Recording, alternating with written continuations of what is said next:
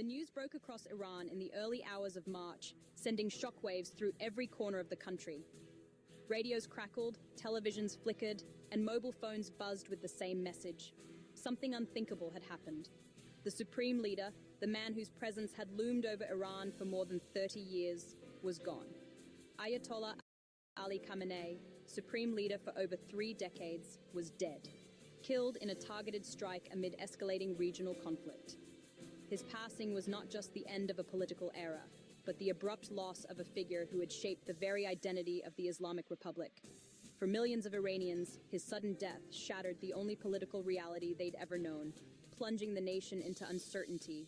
Streets filled with stunned citizens, some weeping openly, others simply silent, struggling to process the enormity of the moment. Khamenei's rule had touched every aspect of Iranian life: military, judiciary, foreign policy, and religion, leaving a void no one could instantly fill. His influence extended from the highest halls of power to the smallest village mosques, shaping laws, culture, and even daily routines. The timing was explosive. Iran was still reeling from a recent war with Israel, its cities scarred by missile strikes, and its people haunted by memories of conflict. Tensions with the US were high, with diplomatic channels frozen and threats exchanged almost daily. The sense of crisis was palpable, both on the streets and behind closed doors. And the economy was battered. Sanctions, inflation, and unemployment had already pushed many Iranians to the brink, and now uncertainty about the future only deepened their anxiety. His death transformed a constitutional succession into a high-stakes battle for Iran's future, with the world watching anxiously. International media scrambled to interpret what this meant for the region, while Iranians wondered who would step forward to lead.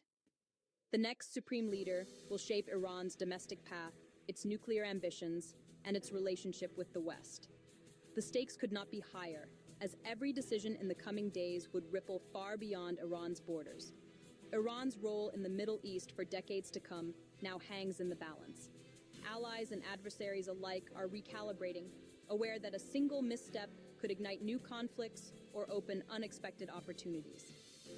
As the machinery of succession began to turn, Iran braced for a contest that would define its destiny. A moment of profound uncertainty, but also of possibility, as the nation stood on the threshold of a new era.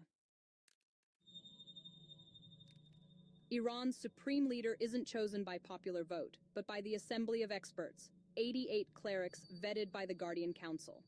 Their main job: media group, Iranian clerics in discussion, political meeting in Iran, official assembly session, Irania Stokoa distribute, one equally, select, oversee, and if needed, dismiss the supreme leader.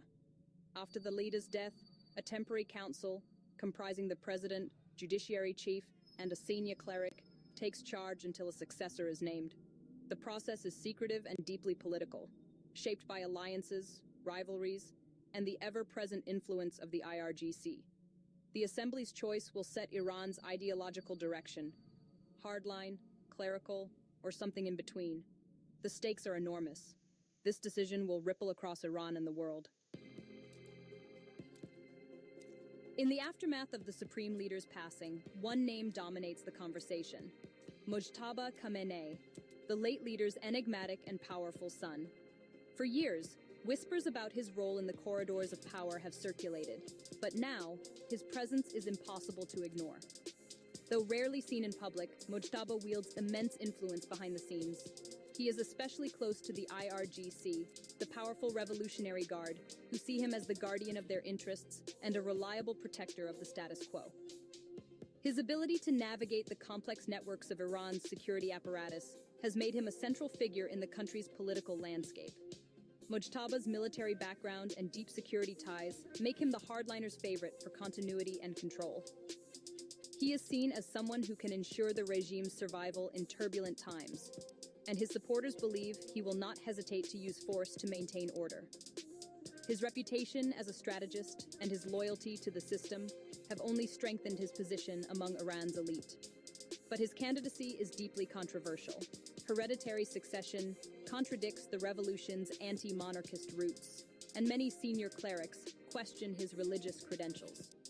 Some argue that his rise would betray the very ideals that brought the Islamic Republic into existence, while others worry about the precedent it would set for future leadership transitions. Critics warn that Mojtaba's ascent could spark widespread public outrage, fueling protests and further eroding the regime's legitimacy. The memory of past uprisings still lingers, and many Iranians are wary of a return to dynastic rule under a different name. If Mojtaba were to take power, it would likely mean a hardline, security-first Iran, one that doubles down on repression and confrontation, both at home and abroad. His leadership could usher in a new era of crackdowns on dissent and a more aggressive stance against perceived enemies. The battle over Mojtaba Khamenei's candidacy is more than a political contest. It is a struggle for the very soul and future direction of the Islamic Republic, with consequences that will reverberate far beyond Iran's borders. Opposing Mojtaba is Ayatollah Alireza Arafi, a respected jurist and Guardian Council member.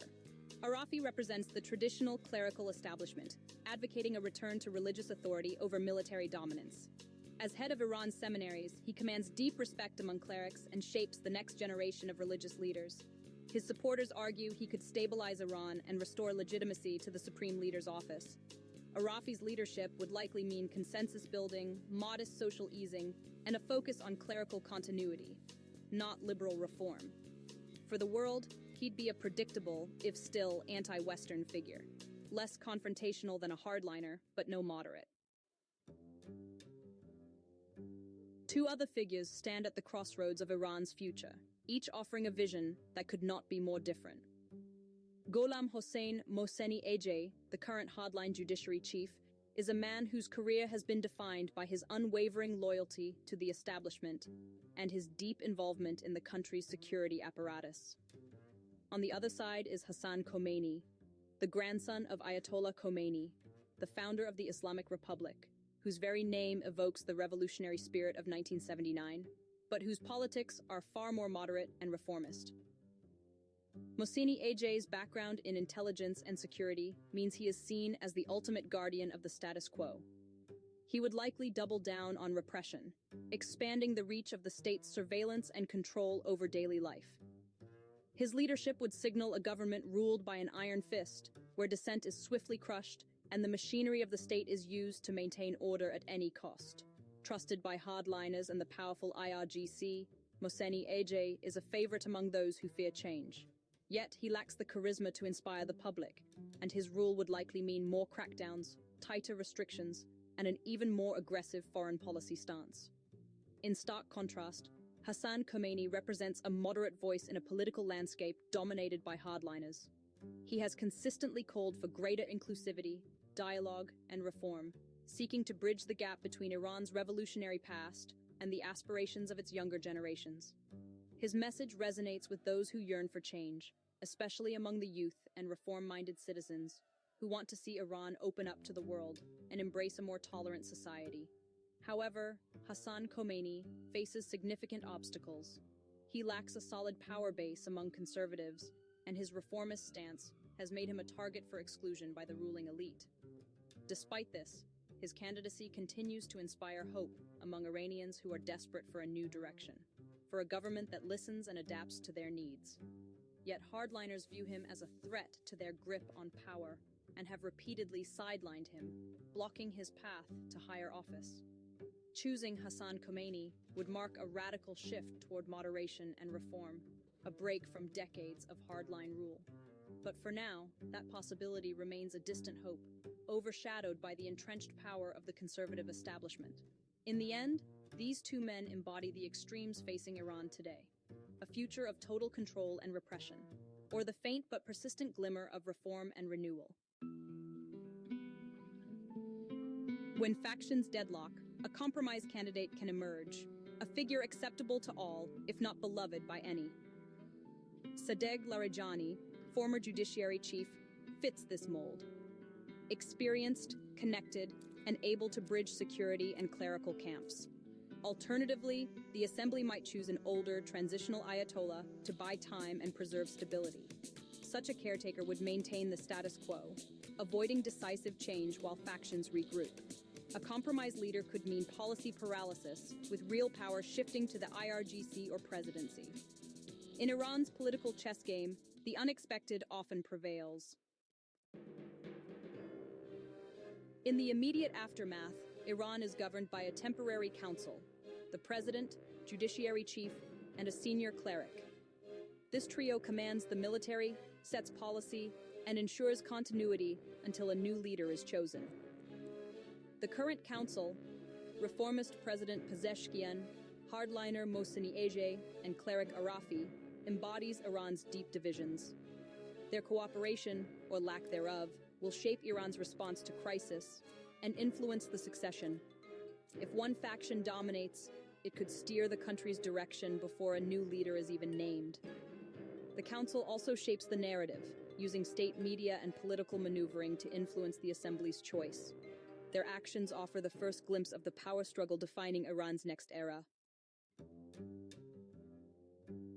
Three futures now compete for Iran's destiny. First, hardline consolidation, Mojtaba or Mohseni Ejei take power, the IRGC tightens its grip, repression intensifies, and foreign policy grows more aggressive. Second, clerical continuity, Arafi or a compromised candidate restores religious authority, eases social control slightly, and pursues pragmatic stability. Both paths keep Iran on a confrontational course with the West, but differ in tone and tactics. The third, least likely, is genuine moderation. A leader like Hassan Khomeini, or a reform-minded cleric, opening Iran to change and the world. Each scenario will shape Iran's nuclear ambitions, economy, and regional role for years to come. The world waits as Iran stands at a crossroads. A moderate shift would mean real reform, political prisoners freed, press restrictions eased, and Iran re-engaging with the world. But entrenched hardliners make this unlikely.